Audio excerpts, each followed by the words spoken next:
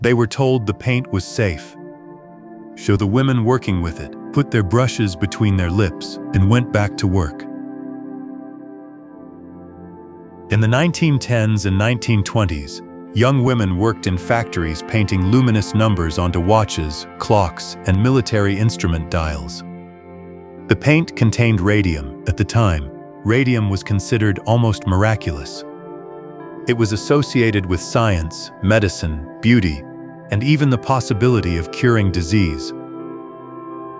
The workers were taught to make their brushes extremely fine. One way was to shape the tip with their mouths. They did it hundreds of times a day. What they didn't know was that they were repeatedly bringing radioactive material into their bodies. Then the illnesses began. Some women developed severe anemia. Others suffered from weakened bones and devastating damage to their jaws. Doctors began finding evidence that radium had entered their bodies and was affecting their bones. But the women didn't simply accept what was happening.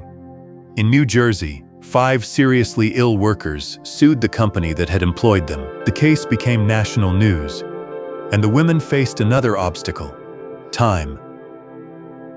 Their employers fought the claims.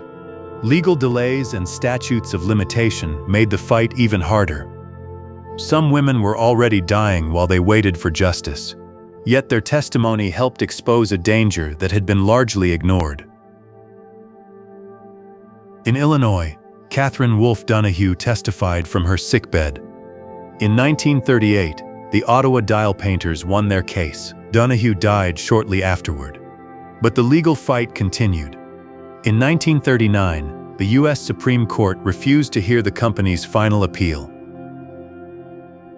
The Radium Girls had paid a terrible price, but their suffering helped force America to take workplace radiation hazards seriously. They had been hired to paint numbers that glowed in the dark.